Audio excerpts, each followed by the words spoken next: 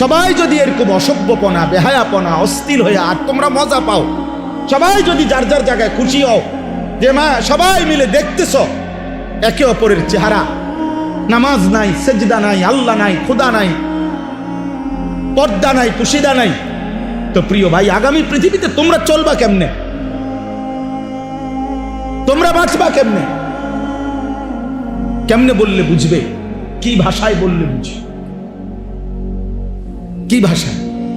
এখানে যারা বাবা তাদের সন্তানে 9 বছরের বাচ্চার যদি নিরাপত্তা না থাকে, আমার সমাজ কোথায়? বলে